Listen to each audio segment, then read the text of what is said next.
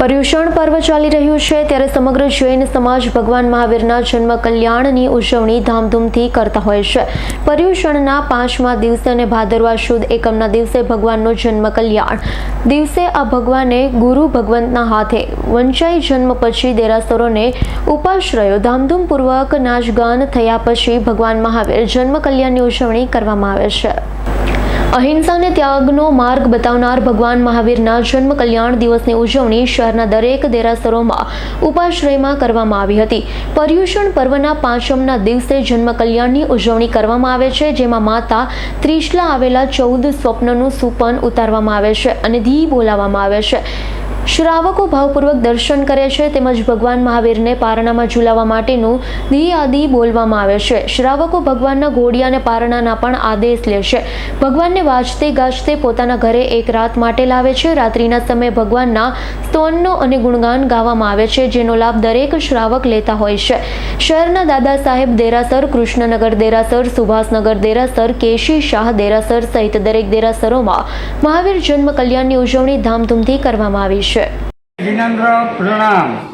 भावनगर जैन श्वेतांबर मूर्ति पूजक टप्पा संघ, कृष्णनगर जैन सोसायटी, दादा साहेबनी अंदर परम पूज्य आचार्य भगवान शीलचंद्र सुरीश्वरजी महाराज साहेबनी तथा श्रवणचंद्र सुरीश्वरजी महाराज साहेबनी निश्रा में 14 स्वप्न सारा में सारी रीते आदेशवाला परिवारे झूलाव्या।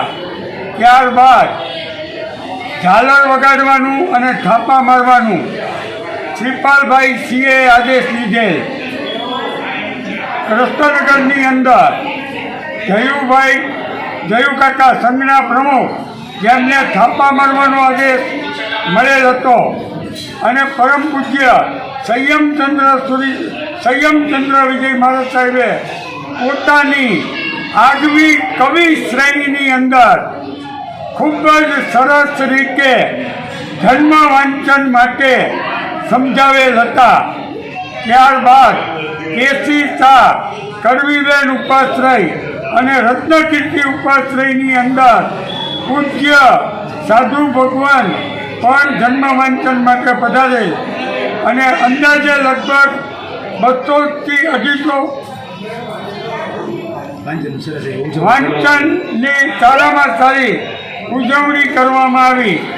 અને ત્યારબાદ દરેકે કંકુના થાપા મારી મીઠું મોઢું કરેલ, અને આજનો આ દિવસ મહાવીર સ્વામી ભગવાનનો ઉત્તમમાં ઉત્તમ દિવસ કહેવાય। અને આજે પેંડાની પ્રભાવના કરવામાં આવેલ છે, જે આપ સર્વેને અમે આનંદ સાથે જણાવીએ છીએ। કહેવામાં આવે છે। અહીંયા ઋષભદેવ પરમાત્મા 9 માસ અને 4 દિવસ ગર્ભમાં રહ્યા હતા।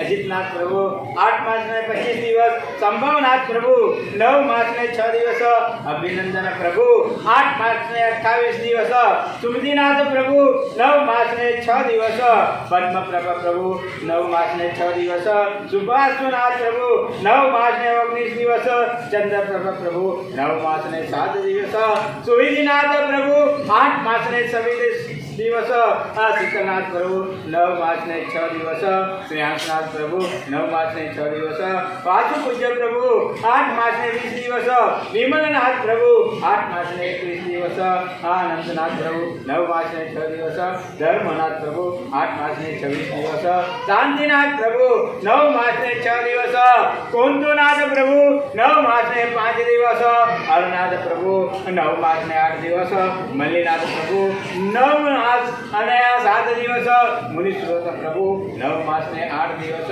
નવીનાથ પ્રભુ 9 માસ ને 8 દિવસ, નેમિનાથ પ્રભુ 9 માસ ને 8 દિવસ, વાસુનાથ પ્રભુ 9 માસ ને 6 દિવસ, મહાવીર પ્રભુ 9 માસ અને 7 દિવસ રહે છે। તે પ્રભુના જન્મ સમયે બધા ગ્રહો ઉચ્ચના હતા।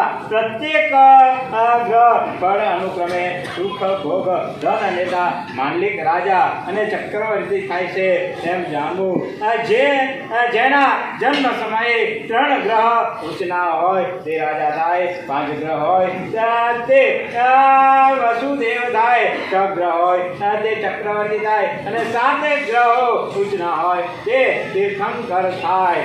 આમ 7 ગ્રહો ઉચ્ચના એટલે કે સૂર્ય મેષ રાશિનો 10 અંશનો, ચંદ્ર વૃષભ રાશિનો 3 અંશનો, મંગળ મકર રાશિનો 28 અંશનો, બુધ કન્યાનો 15 અંશનો, ગુરુ કર્કનો 5 અંશનો, શુક્ર મીનનો 27 અંશનો અને શનિ તુલાનો 20 અંશનો.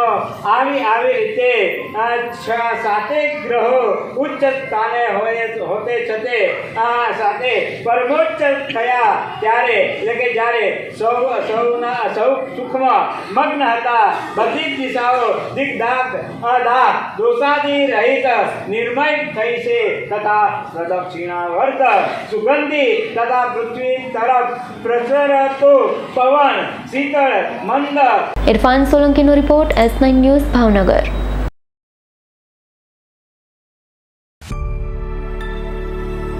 અમારી તમામ માહિતીથી અપડેટ રહેવા માટે જોડાયેલા રહો S9 ન્યૂઝ સાથે.